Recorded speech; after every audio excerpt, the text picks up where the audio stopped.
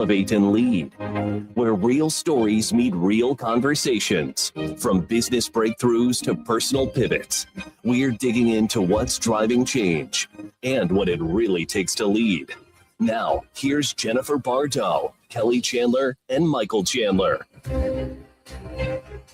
Welcome. You are listening to Elevate and Lead. This is Jennifer Bardo, and we are live on the Lou Information Station.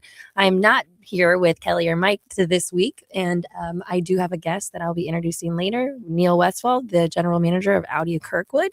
But before we get started, I just want to do a quick recap of last week.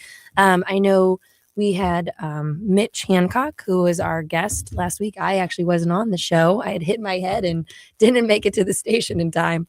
But from what I heard, Meg had a great conversation with Mitch, and it was just really great, to learn about her community engagement and, all that she does with her TEDx talks and marketing and all kinds of stuff. She's a lady. But last week I had my first Grit Luncheon for the 2026 year, and we were able to spotlight a nonprofit which highlights different female leaders in our historic community, like Susan B. Anthony and so forth. And then we had a keynote who specialized on gut health and just how to live well. And I learned something new, which was dependent upon your muscle mass is in direct relation of the longevity that you will live, which I was kind of blown away with. And then they said based on your blood type determines what type of food you should be eating. So it was pretty interesting. But before I get Neil on the mic, I just want to give a quick shout out to our sponsors, Merrimack Pools and Outdoors. St. Louis want a backyard paradise next summer. Talk to Merrimack Pools now. Merrimack Pools is a family-owned St. Louis business helping families make the most of their backyards. From pools to patios and outdoor kitchen, these fire features and even sports courts. They're designed to build the perfect retreat and for relaxation, entertaining, and making memories. With a free on-site consultation, professional design, and over 25 years of experience, Merrimack Pools and Outdoors will bring the vision to life. Start your backyard transformation today at splashstl.com. All right. So, Neil, I want your input on this. We're going to tap right into the Ask and Elevate. So this question comes from Casey. It's from Maryland Heights. When you've been building something over time, how do you continue to grow and evolve as a leader without losing what makes your organization successful in the first place? So as a leader, what's your feedback? Well, that's a great question. It's something that I've stumbled upon, ran into those walls and plateaus that come with business. And I look at everything as an opportunity to be just 1% better every time, whether it be the interaction with your consumer, hopefully somebody that develops into a friendship, or even the singular transaction. What could we have done to make it a little bit more efficient, a little bit more consumer friendly? What can we do each time? And you still revel in the wins, but you have to always look at what you can do slightly better. And it's something that I've said is I chase perfection, but accept excellence. But that chase to be just a little bit better every time, and you go into that mentality in the sense of a brick by brick approach. How do you do it a little bit better the next time? And if you do that, you'll never sit back. You'll never get caught flat-footed because you're always trying to just get a little bit better. Yeah, it reminds me of that book Atomic Habits, where it's no matter what step you're taking, if it's an inch, if it's a mile, as long as it's in the right direction, you're making progress. Yep. Yeah. Do you have an example that comes to mind? Well, I think once I learned that really is the way to build long-term success, is that individual brick by brick approach, particularly in my business, the automotive side. You really just need to change the customer's opinion of you each time. And I can't wholesale do that. I can't change every single person's opinion of a bad experience they may have had in automotive, but I can certainly control what we do, what our team does, and try to make that outcome the best for both sides, mutually beneficial, but make the customer say, and this is one of my favorite things, why doesn't everybody do it like you? Yeah, that's the best. I think that keeps them coming back. It does. In general, that's the only way I've ever seen my business work consistently, is to develop that individual one by one basis. And then the word of mouth comes, and then their whole family ends up having cars with you. And that's just the only way it works long term. There are short-term fixes that you can have a nice jump in business. You can do some crazy things, but long term, it really does matter that you treat them well, and the process is clean.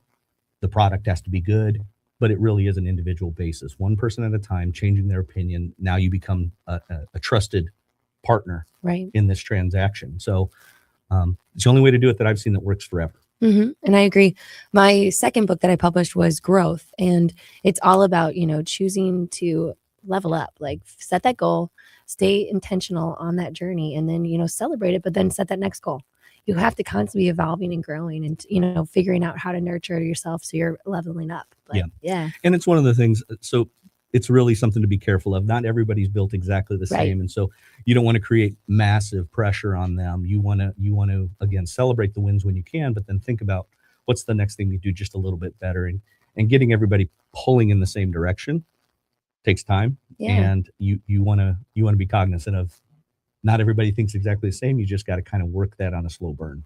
And I think for me too, patience has never been my strong suit. So it's like figuring out how much capacity you truly have and never overextending yourself. Right. So like when I think about the foundation of how Grit was started, it was a side hustle. It was one book. And then slowly their book turned into like 7 more. And then it turned into association. And now I've got courses. And it's like, you can't do that overnight. And you have to think about the long-term plan, but always making the steps in the right direction. And that's how you get the siblings and the family members and repeat clients. It is. It's there's an acquaintance of mine that uses this term. It's aggressive patience. Yeah. You always have to be pushing and trying to find the next best way to do the thing that you're doing, but you do have to be patient. It's not an overnight thing. And I wish it was. Life would be a lot easier, but it's not. And long-term success is built upon those day-to-day interactions and the work you put in. So. My mom always said, if something's quick, it's not right. No, it's a smart lady. For sure. I know. We'll talk about how you know her. So anyway, I have another sponsor that we're going to highlight. So thank you, Casey, for your question. If anybody else has any questions that they want to have asked on Elevate and Lead, please write to us. You can send us an email, you can call in, or you can reach out to us on LinkedIn. So today's segment is actually brought to you by Morgan Pinnacle Group. CEOs do not mean Chief Everything Officer. Morgan Pinnacle Group provides flexible U.S.-based executive support so leaders can focus on the growth instead of getting buried in the tasks. So to learn more, you can just follow us at mpgstaff.com.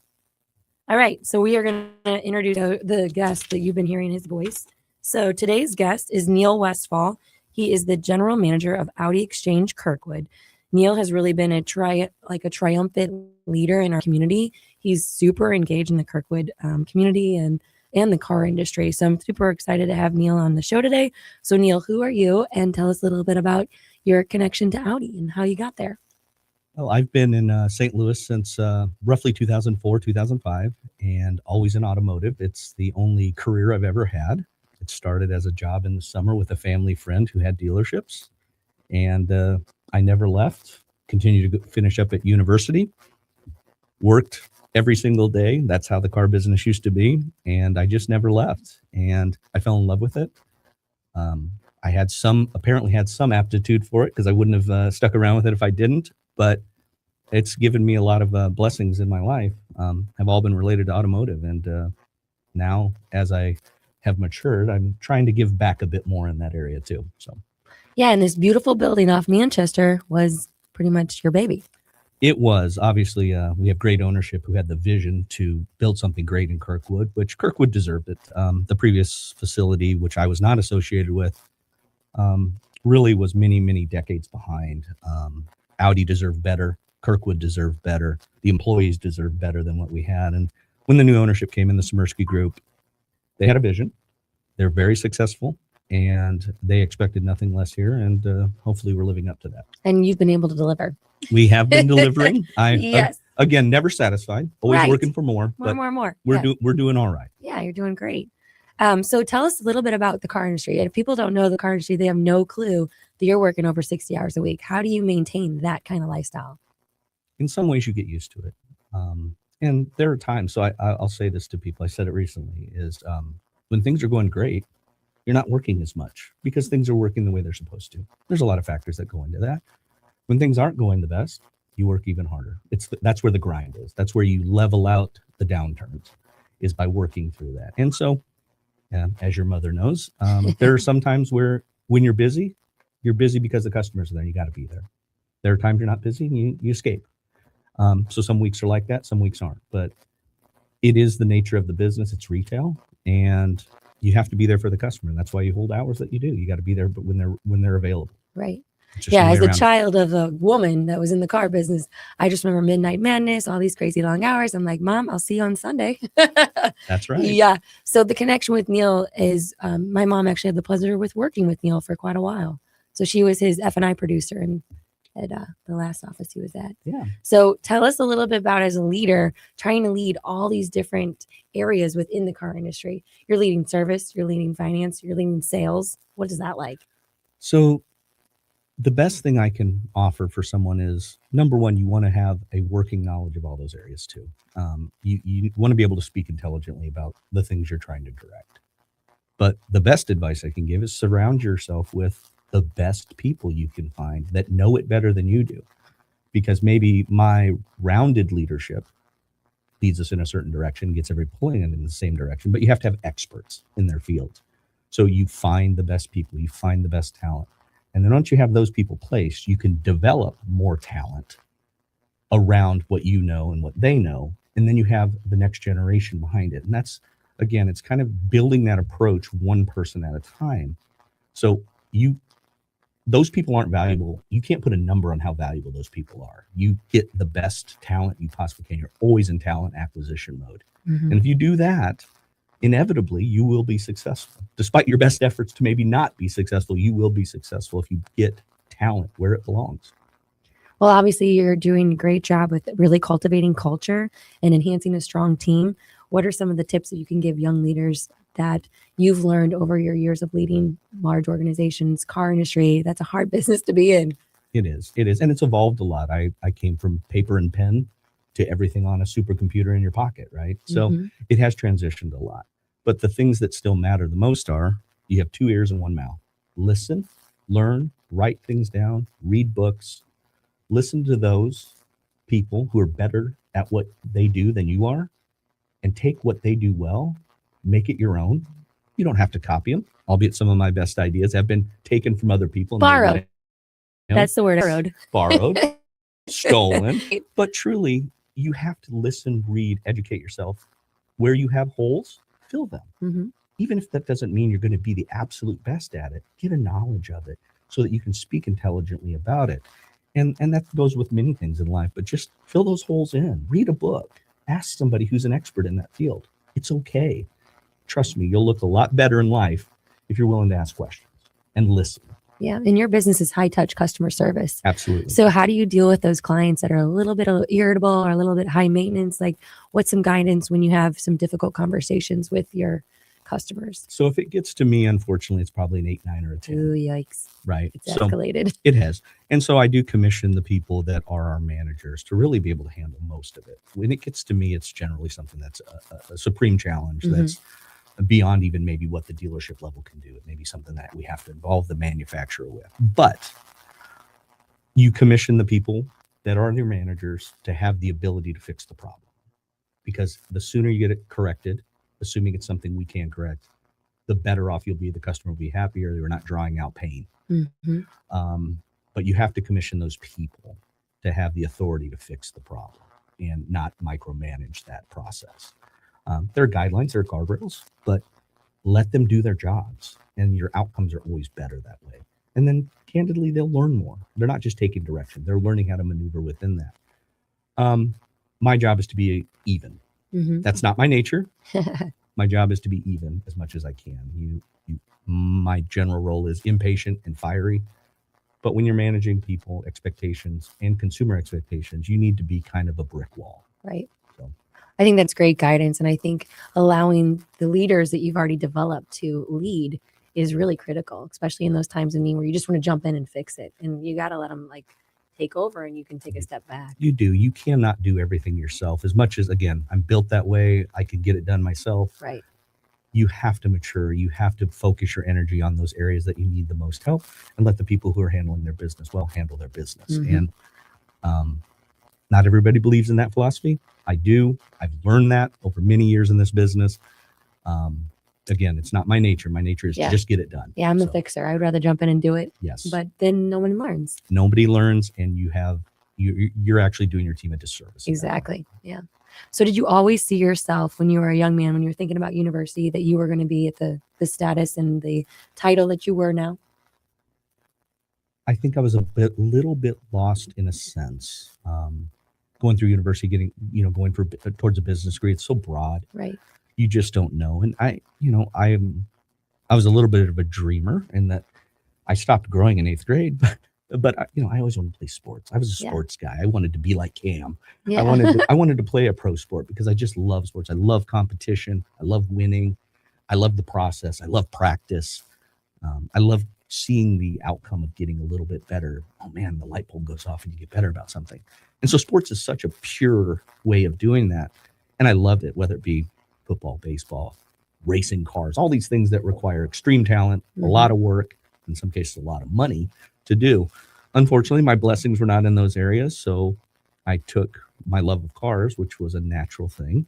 My grandfather was huge into cars, and so it just developed. Love it. And I had the opportunity to work with some great cars, and I never left. That's so cool. Yeah. It's very natural, unfortunately or fortunately, very natural. Yeah, and you lead not only this organization for Audi, but you also do a lot of community engagement. So tell us about some of the, what is it called? Cars and Caffeine? So I have some friends.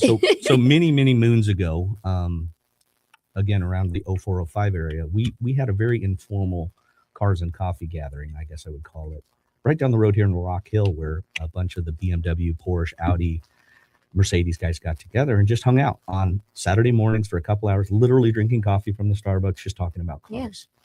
Yeah. And as the internet and these younger people came around and really started to formalize it, I've got some great young people who are running Cars and Coffee St. Louis now. And I call them young people. My boy Ben just turned 30, so he's not a kid anymore. But when I first met him, he was a kid. And they've done a great job in developing this. So not only did it become kind of the place to be on a Saturday morning, it also became something that now has some charity elements attached to it, and now has even evolved into being sometimes on Sundays. And it's just people getting together. One of the things about cars that's beautiful is that it doesn't matter who you are, what you are, where you came from. There's a lot of appreciation for cars.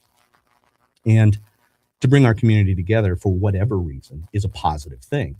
So Cars and Coffee is one of those things. Again, it's not my baby. It's not my circus to run, but I contribute as much as I can. I encourage them. I advise if I can. They really don't need me in that way anywhere. I want to just show up and have fun. But beyond that, I've tried to become a connector, and it wasn't purposeful, but I've just become a connector of charity and organizations that want to do well in the community and do good in the community. So I have a personal charity that I run, that I've been running for a few years now, but then I also connect other charities with these car owners who are super generous. They give time, they give money freely. They want to see their cars out there. They want to talk about their cars. But if I can help those charities do better, whether it be Make-A-Wish or Friends of Kids with Cancer, previously I had done a ton of work with Pedal the Cause with my old dealership, and now my own charity. So it's just my way of giving back. I sell things, and I joke about this, but it's entirely true. I sell people things they don't need. I live in a luxury world that's, in a sense, nobody needs one of the things that I sell at Audi, but they want it. So how do I give back? Knowing that I'm not curing cancer, saving people on the ER table, I give back with my time, and of course, getting money for charities here locally. So that's how I feel better about it. I think that's amazing. I think actually everybody does need a car. It is a luxury to have a car, but growing up in the car industry with my mom being a finance manager, my dad was a car collector. Right. I would always joke I was like the Corvette kid, and like so many great memories came from the car shows and the community, and it was like another tribe. And I remember these people would take such pride in their vehicles, and they still do. And the awards and the accolades and the gatherings, but there was always a bigger mission. Like you said, there was always a charity that they were behind and they're supporting. They're always trying to make a difference in the community. So I love that you've carried that forward. And I know you're also part of like a European car club too. Like you just do a lot. Some of it's for fun. So primarily my biggest focus outside of the dealership is the European Auto Show. Yeah. It's one of the biggest European auto shows in the Midwest, and it's something that I inherited. It's been going on for almost 40 years, so well before my time here, but it was a natural fit. It's the cars I've always dealt with. The European stuff is my love. My first love of cars has always been European. And, I've just been lucky enough to work with a lot of the people who happen to own these cars. And again, they're so charitable. They come out one day a year for 3 hours to show off their pride and joy, talk with people, meet people, show these young people things that they've just dreamed about, things that are on their wall, right? And I love to see that. It's including, expanding, adding to the culture of cars, which selfishly, I want that to continue forward. Yeah. I want young people to love it as much as I do. And in return, we develop some money and give it back to our charity. So it's awesome. I know this summer I had the opportunity to actually drive a Ferrari, and that's been on my bucket list. I've always looked at them. I've driven in them, but never drove one. And I had the opportunity. I was like, oh, okay, I'm addicted. yeah, that's pretty special. It was pretty cool. I don't even know how we were able to go so fast on the highway. I think they paid the police off or something. I'm not really sure what happened That there. would never happen. No, not possible. Yeah. Well, that's awesome. I love the fact that you're so invested in cars. You found your passion from your grandpa and then was able to convert it not only for your purpose for, becoming a general manager for Audi, but then taking it to the next level and actually enhancing the community. Yeah, it's really something I didn't even know I needed to do until it became kind of in the fabric of what I want to do. And when it's all said and done, if we can make it a little bit better in Kirkwood, St. Louis, and in general, I mean, it makes it worth it. Absolutely. It does make it worth it. And before we started the show, you were telling us how you mentor young men. So you have a very diverse background. And where did that passion come from, mentoring and guiding and leading and community impact? It could be, I think it's from several areas. I think in general, we lack mentorship. The internet has become like a babysitter, and it's not real in many cases. And I personally feel that a lot of young men have been left behind, whether it be because of a broken family like I came from. There are things that I know as a man who grew up having to be a little bit of a grown-up before I wanted to, being a latchkey kid, which was common in the 80s, right? Sorry, that's my age. I'm old. But it was in our culture, right? And so I see where these deficiencies are, and a lot of young men in particular, because that's what I know, seem to be a little lost. And so if I can help give them some guidance, whether it be in their charitable work or organizing events, or just how do you grow up? How do you grow up in a world where you see people on the internet that are flying in private jets, or at least theoretically flying in private jets, and they're 20 years old? Mm-hmm. Guys, you have to base yourself in reality. You have to put the work in and have candid conversations, and conversations sometimes that people will never have with you. Yeah. And I think it's valuable. I hope it pays off for them sometimes. It's not for me, it's for them. And all I can do is spread what wisdom I have and have earned over the almost 50 years. So it's awesome. And I think that's such a gift that you're giving back and reaching back to the future to really empower these boys to become good men, but then also educate them that things don't happen overnight. And hey, if you want to get to the private jet, here's the path. Yeah. Not everybody's blessed with the upfront gifts to get there. You have to work for it. Most people have to put the work in. Yeah. Well, you are listening to Elevate and Lead. We will be right back.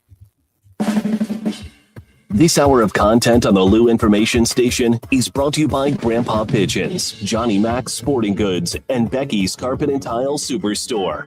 Hey, see that, kids? That's the St. Louis Arch, the gateway to the west. The Lou Information Station, where we'll always call it Highway 40 or Highway 40 if you're a boomer. The St. Louis expression? Stream our content 24/7 at louinfo.com. The Lou Information Station. All right, Cam, be honest. New Year's resolution still holding strong? Not so much, Kat. But I did decide on one thing that I'm sticking with. Making home life better in 2026. And that's a good one. And if better includes more fun, more time outside, and less stress, then you need to talk to Merrimack Pools and Outdoors.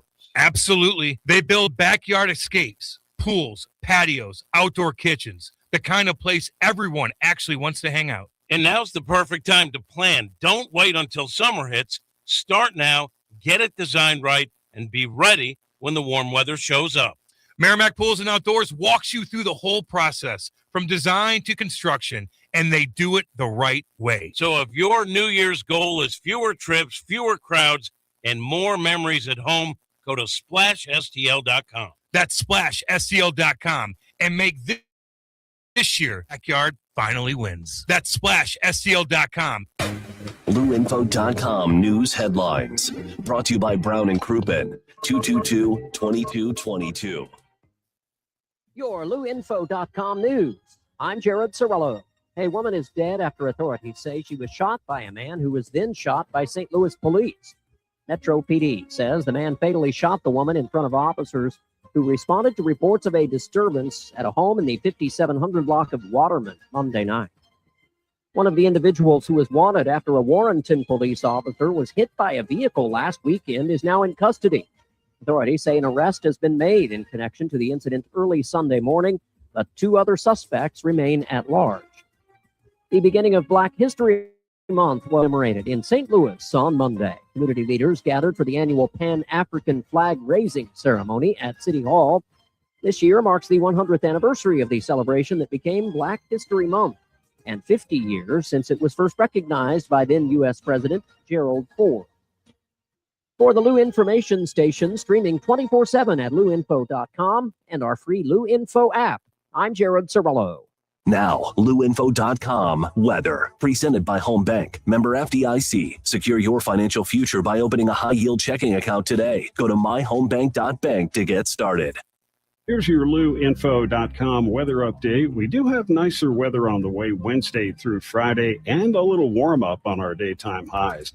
For now, we could get some freezing rain or rain showers, mid-30s on today's high. Upper teens and clouds for the overnight hours, sunny and about 30 on Wednesday. We're up to 40 Thursday. I'm meteorologist Steve Hamilton for the Lou Information Station, streaming 24/7 at louinfo.com and the free Lou Info app.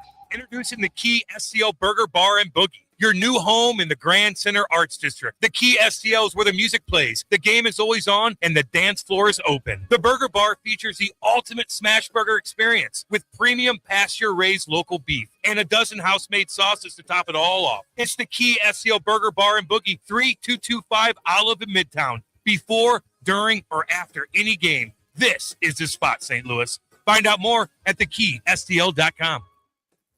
Fast Track Auto Transport has been a trusted leader in vehicle shipping for over 25 years, providing reliable, affordable service across the U.S. Fast Track offers fast and safe transportation solutions for individuals, dealerships, fleets, and businesses of all sizes. The Fast Track team prides itself on honest communication, competitive pricing, and real-time tracking, which gives our customers peace of mind from pickup to delivery. Whether you're shipping a single car or managing a large fleet, Fast Track delivers a smooth, hassle-free experience every time. Come see why Fast Track Auto Transport has been St. Louis's go-to company for all your vehicle transport needs for over 25 years. The trusted way, the safe way, the Fast Track way. Visit ftautotrans.com or call 636-677-9004. That's ftautotrans.com or call 636-677-9004.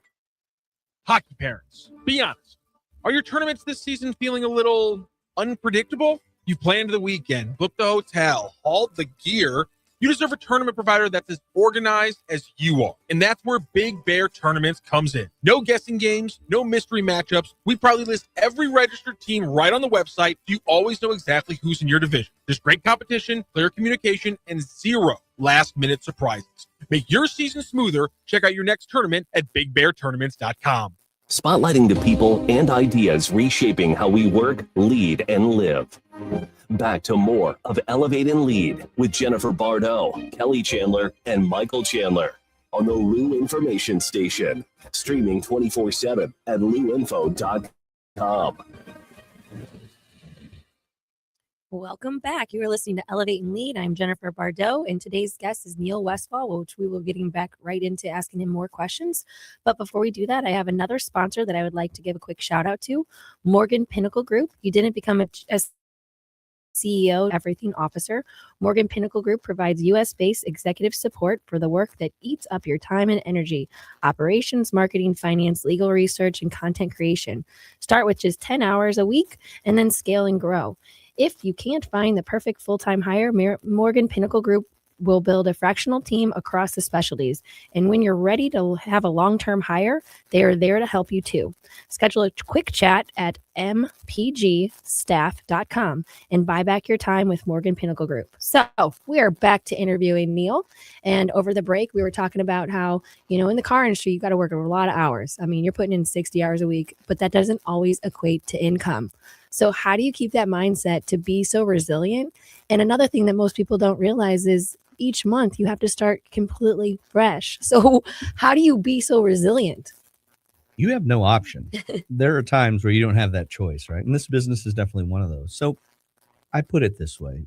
The time you put in the downtime, meaning not being in front of your customer, is the time that determines if you're good or great. That time you put in making that phone call, sending that extra text, calling somebody and sending out a birthday card, sending a thank you card out to someone who's never even bought a car, right? They just came in and kind of poked around a little bit. That makes a difference. And it has to be sincere though. You need to call people with purpose. You need to text them with purpose. You need to email them with purpose. We have a great story today. The programs are all new. Yesterday was 1 month. Today's a new. That work you put in the downtime that doesn't directly translate into hopefully selling something to feed your family is what makes you great. That work you put in makes you great. Yeah, it reminds me of the book, Great, or what is it, Good to Great? Mm-hmm. Yeah. You have to have those principles and that foundation in place for sure. You do. And look at how you've been able to have your brand development just here in the Kirkwood community. That building didn't exist. You created an entirely new footprint, and now you've had all types of tremendous success and now new visibility as well. Right. And there's a lot of team that went into it. The ownership group had a vision well before I did. I'm a hire, right? But they did have the vision to stick in Kirkwood because they know how great it is. They did have the vision to want to hire people in the community that are reputable, that have been at their jobs and were loyal people. And that vision carries through, and that will carry us for many, many years. Absolutely. I love driving by that building, and I've actually hosted a couple of my grid events there, Yes. thanks to you. Yes. And my boys love your snacks. We The do gelato machine. We do have good snacks. So funny. So earlier you described yourself as being aggressively patient. Now, what does that transcend in regards to the goals for 2026 for Audi? Well, we're going to pat ourselves on the back a little bit. My team bucked the trend. So automotive last year in general was down in 2025. A lot of headwinds as to why that would be. A lot of things out of our control, particularly if you're producing foreign vehicles. But I'm proud to say we were up 8.5% when the overall market for Audi in the United States was down 16.5%. Wow. So we bucked the trend by almost 25%, and that's quite an accomplishment. And I expect that. Mm-hmm. I don't accept average. I accept exceptional. Now, can you always get there? No. As long as you look at things a little bit more than just the 30-day window, I want to be ahead by the time the end of business and on December 31st, I want to be ahead of last year, even if that's just by one car. You have to buck the trend, and you have to sometimes force that to happen. Maybe that's a little extra time in. Again, maybe it's that extra phone call, that extra text, that extra email that goes out. And then the job doesn't stop once the door is closed. There's a lot more to it. And again, being in the community when they ask, hey, we need a couple cars down here for this. Done. Right. Done. Just tell me when and where, right? You did that for me, for my reality TV show. I was super appreciative twice. Absolutely. But just being available in the community and make sure you mean it. Right. It's anybody can buy airtime, Mm-hmm. and anybody can buy a space in an event. Do you mean it? Are you there to actually talk to the people? Are you actually there to bring a little joy to somebody's life? Right. Cars can be joyful, and what we sell, it's joy. Yeah. And the luxury. And I luxury. mean, your cars, they go from like family cars to someone who's getting their first car to someone that's buying their luxury vehicle. So what's some of the favorite cars you have on the lot right now? I'm a performance person, so I like 500 or more horsepower and things. I'm just a performance person. But that's kind of one of the great parts about Audi. They're able to be a lot of things to a lot of people. And I'm not going to say everything to everyone. That's no such thing. There's no one perfect car for anyone. But they do blend sportiness and luxury very, very well, and as good as anyone in my opinion. And that's been very helpful as I've transitioned from different brands to Audi, knowing that that was always the case, but now experience it firsthand. Audi does a daily driver with luxury and sport better than anybody. Yep. And they're great. They're comfortable. And the one that you brought over was so fun to drive. Yep. I mean, the exhaust was exposed. It was just a beautiful car. Yeah. Gotta love sports cars. So, you're the board president for St. Louis Automotive Club. You have constantly been finding different charities to get involved. You have your own charity that you're involved. You also lead a family. So how are you able to juggle being a very engaged husband and father while having the demands of leading a dealership? It's I would say it's uneven. And that's not always fair to the family. I've said this to people. I said, I never saw my boy play a soccer game on a Saturday, but I was always there on Sunday. Mm-hmm. And there's a cost to it. There's no doubt. And I wish I was looking back. I wish I could have found ways to be more engaged. And, I would love to say that I lead a life of balance, but I don't think that's possible sometimes. I think sometimes you have to go all in, and that there's a sacrifice for that. So you need to have a great partner. You need to have kids who understand that. And the time you get with your children needs to be as great as possible. And I fail at that. If I've been at work for 14 hours, the kids are already asleep. I don't even even see them that day. Mm-hmm. So you need to make it count as much as you can. And I've gotten better at that. I'm not by no means where I want to be. But that is one of the struggles without a question. And my wife, thankfully, had kind of been around the car and she understood it a little bit. So that helps. Yeah. Doesn't make it better, but she definitely understands that the end of the month is the end of the month and you might not see me for 24 hours. Right. Yes. So that helps. But again, I'm still working on it. That's still a work in progress because they deserve more than I'm able to give sometimes. And that's just the truth in family. But from what I've heard, you've raised an incredible son. So you're doing something right. Well, it helps to have his mother's great. Yeah. He's an incredible kid. He's going to be. And your daughter's a cutie. She is. She's a handful from what I've heard. She's an animal, but she's yeah. So she'll probably get whatever she wants as life goes on. But, hey, why not? But no, it's great kids, very healthy. Obviously, that's a blessing too. But no, my 16-year-old or soon to be 16-year-old, he's way too into cars. But he's smart. He's in AP classes. He's done all the right things. He's doing his job. Great mother, and this little one. We'll see. She's either going to be president or prison. We're not sure yet between the two. Might be a little bit of both. It's okay. Maybe. That's hilarious. No, I remember being a kid in the car industry and I would always want my mom to go to my Friday night football game because I was cheerleading. Yep. Nope, wouldn't see mom, but I'd be driving down a lake with her on Saturday night after she got off. So it is give and take. But I think once you have those ground rules and you help your kids understand what that looks like, everybody gets on board. Yeah. Because it's a lifestyle. And, it is. And of course, there'll be some point, hopefully in the future, where that balance will come. But we're still in the building phase, and there's a lot of work that goes into that. And fortunately or unfortunately, this is the fourth time I've been through a build process. Yeah. And the good news is we always come out on the right side of it. It's just not overnight. Well, I don't see you jumping out. I mean, if you're anything like my mom, it seems like she left, she retired, but she got bored and jumped right back in. Yeah. So I think once you're in the car industry, you get addicted. Yeah. You do. And there's just something to it, but it's the people. It's the consumers. The energy. And it's the people you work with. It's when a place is right, it's the most fun business you can be in. Yeah. And you get to be around cool things. Right. So.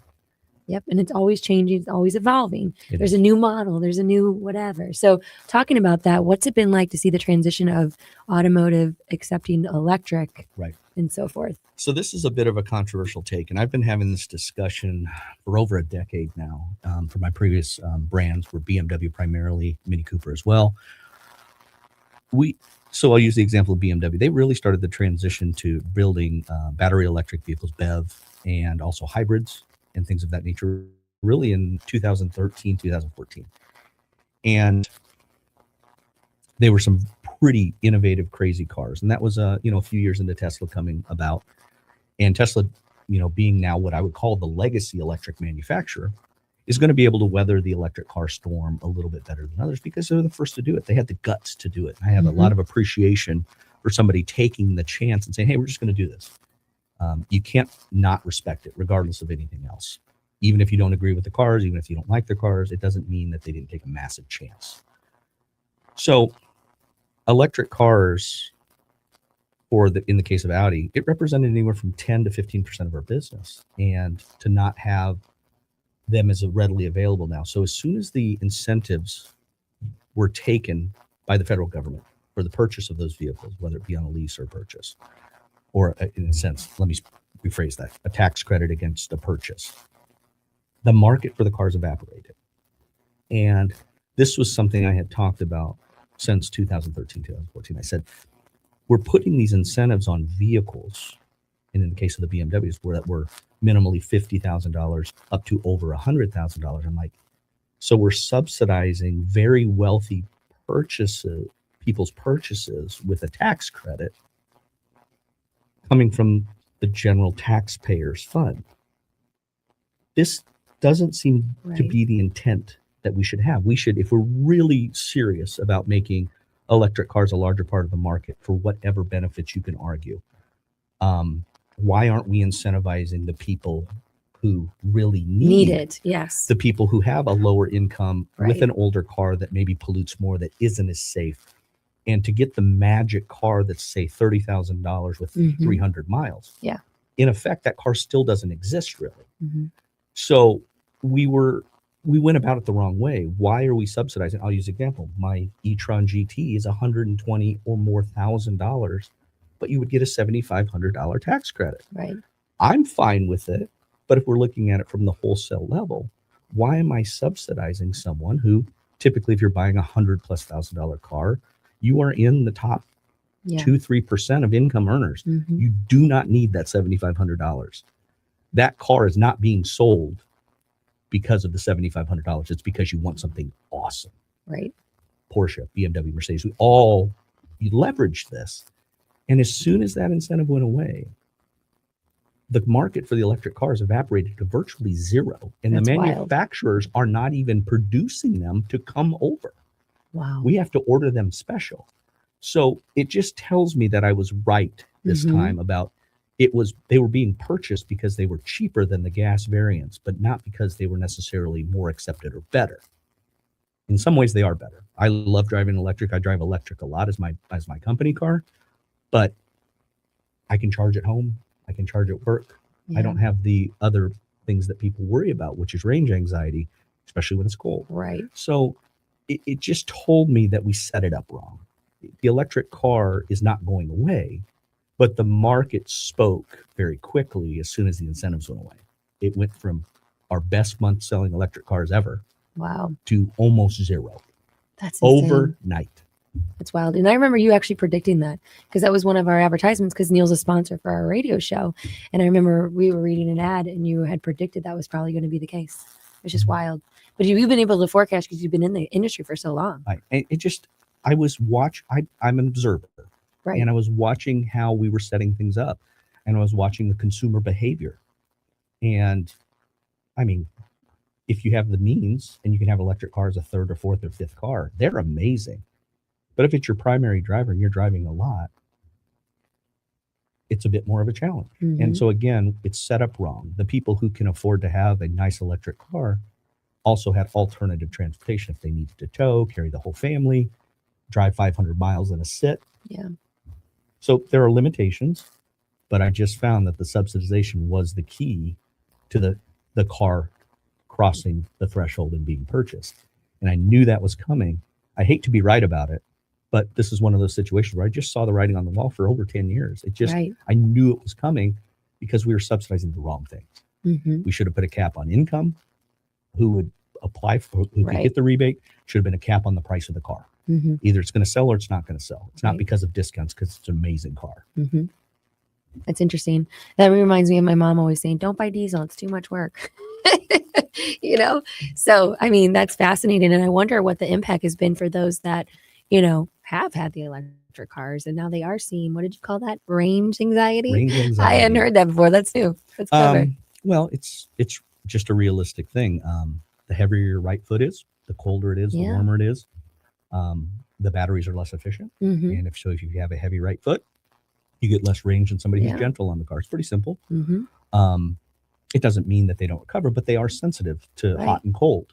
in certain communities don't even have that electric, like very rural areas. Correct. Or So deserts, So. yeah, infrastructure is a problem. Yeah. And then even if you look at some of the city homes, anything built, say, in the 20s and 30s, a lot of those homes in St. Louis Don't have proper, the capacity for the They don't- electrical panel boxes, they right? do not. You have to replace panel boxes. Mhm. So again, Yeah. I'm a big fan of electric. The performance they provide, the serene driving nature, how flat they handle, they're amazing to drive. But you have to know what you're getting into. Right. It's not as simple as just gassing up down the road in 5 Mhm. minutes. It's not. Yeah. There's a little more thought that has to go into it. Yeah. Well, very cool. So obviously you're a car guy. So what are your top 3 favorite cars?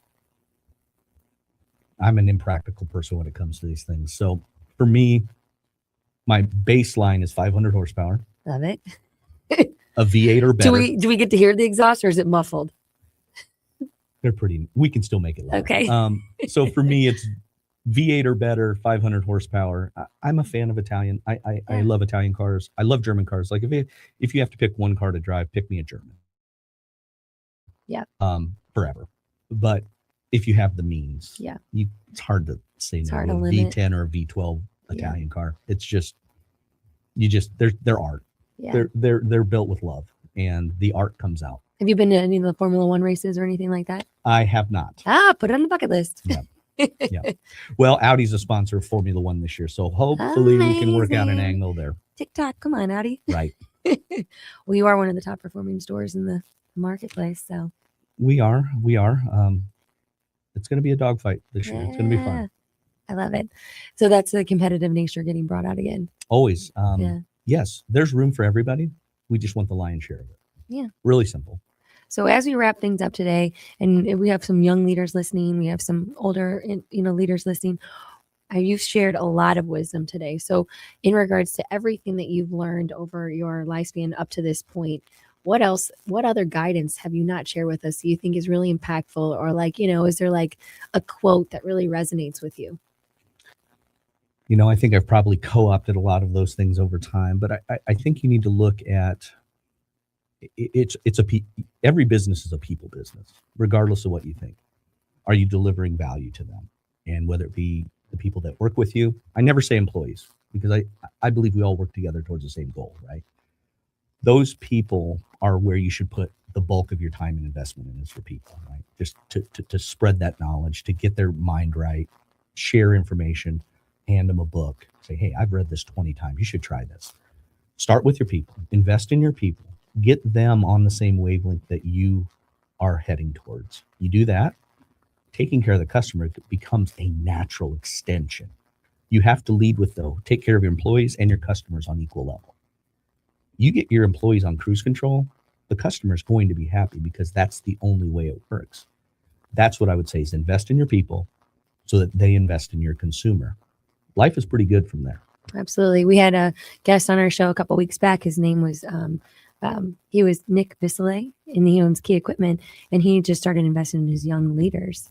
And it was the same kind of thing. It's like once you invest in your own leaders, then it transcends into the whole industry, all of your culture within your teams, and then to your clients. And I love that he's looking back and doing that work. So yeah. It is. It really, there's only one way to do it, and it's the people part of it. You Right. get the best people, you develop the best people, you put the best culture in place. Inevitably, you will weather the storm better, whether it be high or low. You will weather it better, and you'll be more successful long term. You just have to keep your eye on the long term, which again in our industry is very, very difficult. Mm-hmm. But lead with what have you done today, Right. but always have the underlying current of what are we going to do tomorrow as well. Yep. And allowing them to fall forward. Yeah. Nikki and Joe Visley, they're amazing. And it's just, it's cool to see that, it transcends into any industry. It's every any industry. type of leader. You have to give back, but you have to pour into the culture and allow them to have the mistakes. Yep. Whether it be sports, automotive, anything we do, all the adventures you have and adventures you have, it's about people, connecting with people, getting the vision in there, and pushing forward with that momentum. Yeah. Awesome. Well, thank you so much, Niel. I really enjoyed these conversations. I hope our audience was able to really absorb all the nuggets that were shared today. You're listening to Elevate and Lead. We had Niel Westfall, the general manager of Audi Exchange Kirkwood, and thank you for being a sponsor for our radio show. It's a pleasure. happy to do it.